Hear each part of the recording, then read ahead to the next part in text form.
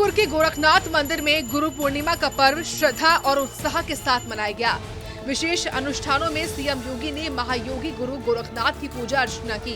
उन्होंने अपने गुरु ब्रह्मलीन महंत अवैधनाथ, दादा गुरु महंत दिग्विजयनाथ और नाथ संप्रदाय के अन्य गुरुओं की समाधियों पर पारंपरिक रोट अर्पण किया।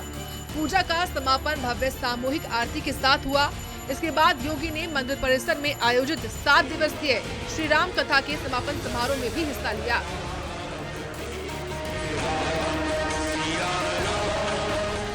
इस दौरान सीएम योगी ने कहा कि हमारे वेद पुराण ने लोगों के जीवन को अच्छा बनाया है।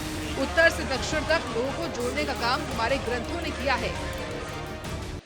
लेकिन ज्ञान की इस परंपरा को विमर्श का माध्यम बनाने का जो एक महत्वपूर्ण स्थल होने चाहिए थे, कहीं न कहीं उसमें भटकाव सा देखने को मिला। एक सामान्य नागरिक के लिए अपनी श्रद्धा के अनुरूप त्रिवेणी में डुबकी लगाना और अपनी आस्था के अनुरूप वहां पर अन्य कार्यों के साथ जुड़ना यह उचित है। लेकिन यह स्थल हमारे लिए चर्चा पर चर्चा का भी माध्यम बनने चाहिए। ज्ञान की इस परंपरा को, हजारों वर्षों की इस धरोहर को आने वाली पीढ़ी तक पहुंचाने के लिए वर्तमान परिप्रेक्ष्य में हम सब का क्या योगदान हो सकता है, इसके भी माध्यम बनने चाहिए थे। लेकिन जो लोग हम पे आरोप लगाते हैं, उनका जवाब भगवान वेद व्यास है।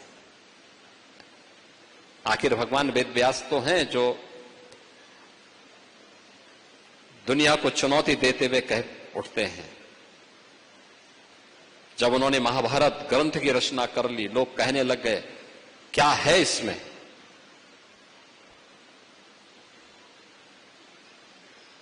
तो उन्होंने ही कहा था कि धर्म, अर्थ, काम और मोक्ष जो ये 4 मानवीय पुरुषार्थ हैं, इनसे संबंधित जो कुछ भी दुनिया में होगा वो सब इसमें पहले से है, और जो इसमें नहीं है वो दुनिया में कहीं भी नहीं मिलेगा।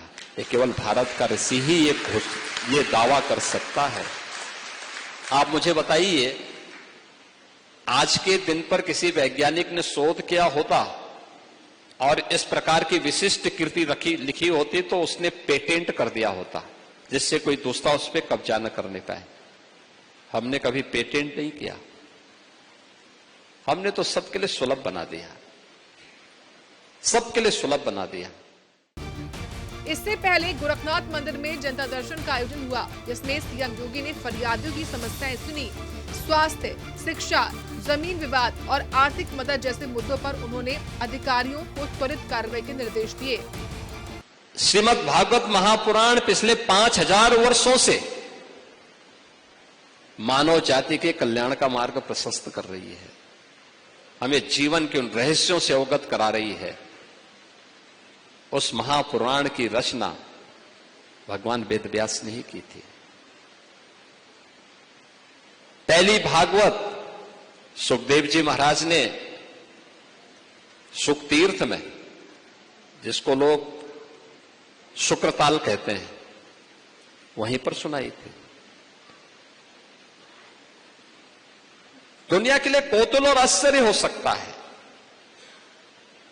लेकिन हमारे लिए जीवन पद्धति का हिस्सा है, जीवन का एक प्रवाह है, हमारे दैनिक जीवन का हिस्सा बनाया है। हमने उससे अलग जीवन की कल्पना की ही नहीं। आप देखते होंगे हमारे यहां आप उत्तर, दक्षिण, पूरब, पश्चिम कहीं भी जाएंगे, वहां की स्थानीय परंपराएं हो सकती हैं। हम उत्तर भारत में आते हैं, उत्तर भारत में हम आते हैं, देखते हैं खेती बाड़ी का समय होता है, व्यक्ति अपनी खेती बाड़ी के कामों में व्यस्त रहता है। पर्व और त्योहारों का समय आता है, वह मार्केट में व्यस्त रहता है।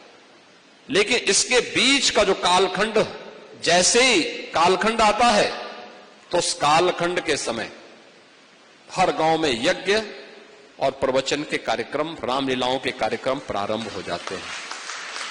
गोरखपुर में गुरु पूर्णिमा का ये उत्सव आध्यात्मिकता, सेवा और प्रशासन का अनूठा संगम रहा। सीएम योगी ने एक ओर गुरु परंपरा को जीवंत रखा तो दूसरी ओर जनता की समस्याओं को सुनकर त्वरित समाधान भी किया। ब्यूरो रिपोर्ट, सूर्या समाचार।